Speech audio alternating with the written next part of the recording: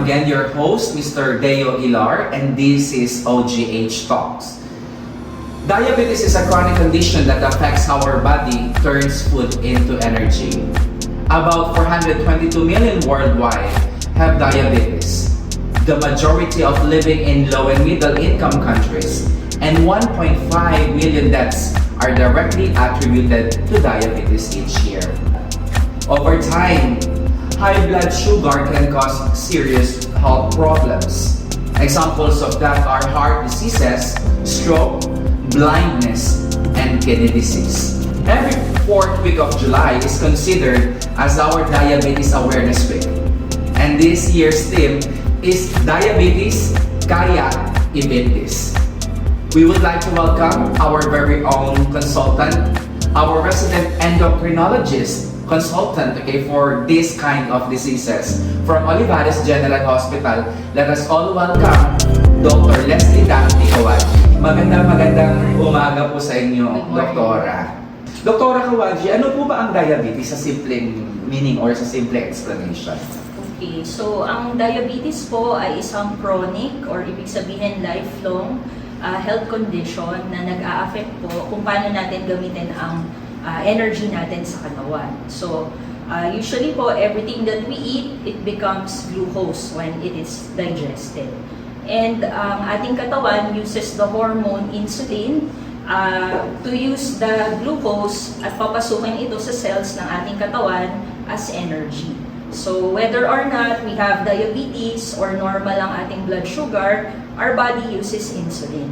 Okay? So, isipin niyo po, ang insulin ay parang susi. Siya po yung nagpapapasok ng sugar, papasok po sa ating cells para gamitin ito. Ngayon, kung tayo po ay may diabetes, either kulang po ang ating insulin sa katawan or hindi effective. Ibig sabihin, manhid yung katawan natin sa insulin, kaya imbis na pumasok sa cells ang sugar, naiiwan sa dugo. And yun po ang nagkakos ng mga komplikasyon. Doktora, usually sa mga pasyente, di ba, being an endocrinologist, marami tayong mga glands, which is under the endocrine gland. Nandiyan yung pituitary, nandiyan yung pancreas.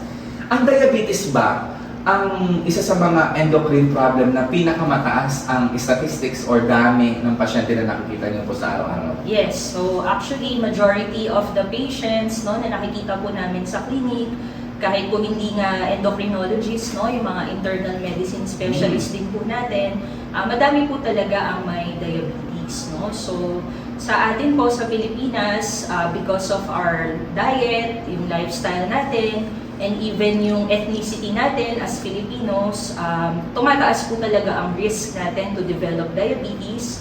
Kaya karaniwan po, madami po talagang pasyente na may diabetes.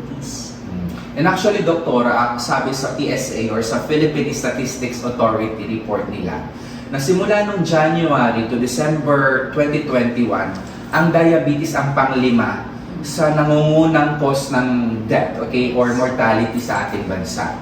Ang diabetes, ay posibleng malaman, maagang kaalaman nito. Paano ba natin malalaman, Doktora Kawaji, kung meron na tayong diabetes, siguro sa mga sintomas nito na posibleng maranasan ng ating pasyente? Could you please help us with that?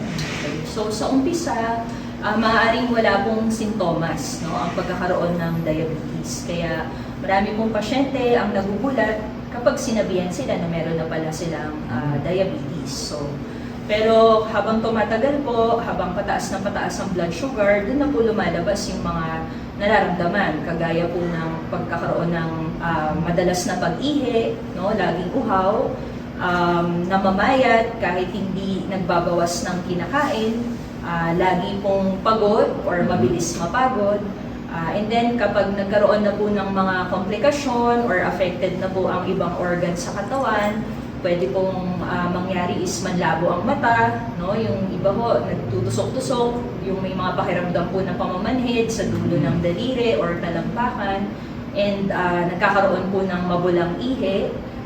Also, dahil affected po ng diabetes ang ating immune system, may mga pasyente po na mabilis dapuan ng mga infection, mabilis dapuan ng mga sakit, and may mga sugat na hindi mabilis maghilom. So itong mga bagay na ito, kapag nararanasan mo ito, Doktora, kailangan na magpakonsulta sa isang doktor para ma-manage, Yes. At hindi na mas lalong lumala. At para ma-prevent yung tinatawag nating mga complications na sinabi natin kanina like heart diseases, kidney diseases. Kaya pala maraming mga nadadialysis, maraming posibleng inatake sa puso. Nagsimula sa diabetes, naranasan ng sintomas na to, tapos ayun na yung komplikasyon. Okay. So now, doktora, meron tayong mga klase ng diabetes na nakikita at may iba't ibang klase daw pala tayo ng diabetes. Ano nga po ba ang mga types ng diabetes na to? Okay, so usually yung mga na-encounter po natin na diabetes, pwedeng yung tinatawag po na type 1. So pag tayo po ay may type 1 diabetes, ibig sabihin, sobrang kaunti or totally wala pong pinoproduce na insulin yung ating katawan. So dahil ganun po yun, usually sa mga mas batang pasyente po siya na-encounter. Okay, so dahil nga yun ang pinag-ugatan ng kanilang diabetes, yung absence of insulin, wala pong ibang pwedeng ibigay na gamot para sa type 1 diabetes, kundi injection lang ng insulin. Okay? And then, yung pinaka-common po na ating na-encounter is yung type 2 diabetes. So, pag type 2 diabetes, meron po tayong insulin production sa katawan. Ngayon, ang problema, because of the presence of other factors, like yung pag-increase po ng ating timbang, so pag tayo po ay overweight, obese, or kung yung mga kinakain natin very unhealthy, or meron tayong mga ibang tinitake na gamot na pwedeng nakaka-affect ng ating metabolism, no? So, ang nangyayari po is yung insulin natin sa katawan, hindi siya effective. So, kahit meron po tayong insulin, hindi siya masyadong gumagana. Kaya, mataas pa din yung blood sugar. So, that's why, pag type 2 diabetes, pwede tayong gumamit ng mga tinatawag na oral medications. Kasi yung mga oral medications, either ine-enhance po nila yung pag-produce natin ng insulin or ginagawa nilang mas effective yung ating insulin sa katawan. And then, we also have yung tinatawag po na gestational diabetes. Oo. So, pag sinabi pong gestational diabetes, yung pagtaas po ng sugar ay na-diagnose during the second trimester of pregnancy. So, usually mga second trimester talaga. Doon ginagawa yung test. So, para po sa mga pregnant patients, mapapansin nyo po, lagi pong chinecheck ng ating mga OB yung ating blood sugar. Kasi nga, there's such a thing as gestational diabetes. So, minamanage po ito during pregnancy, and then pagkatapos po manganak, we expect na dapat babalik na sa normal yung sugar. Pero kailangan pa din po ng lifelong na pagmomonitor, kasi kapag kayo po ay nagkaroon ng gestational diabetes, yung mga sumusunod po na pagbubuntis, malaki po yung chance na magkakaroon kayo ulit ng gestational diabetes. Meron ba mga situation, doktora, lalo na sa pagbubuntis, siguro meron tayong mga manonood na nagbubuntis ngayon at nakaranas ng diabetes nung sila ay nagbuntis o currently may diabetes habang nagbubuntis ngayon. Kapag sila ba ay nanganak at na-diagnose ng gestational diabetes, posible kayang magtuloy-tuloy na ito na diabetes? Yes. So, yun po. Yung pagkakaroon po ng gestational diabetes ay risk factor para mag-develop nung type 2 diabetes. So, kaya yun po yung na-mention ko, no? Pag tayo po ay nagka-gestational diabetes, kailangan pa din po maging mas maingat na rin tayo sa ating kinakain, sa ating lifestyle, kasi at risk po tayo na magkaroon ng talagang type 2 diabetes in the future. Okay. So, doktora, ang type 1, insulin na talaga, insulin injection. Ang type 2 natin, usually meron tayo mga oral medications, yung oral hypoglycemic agents natin.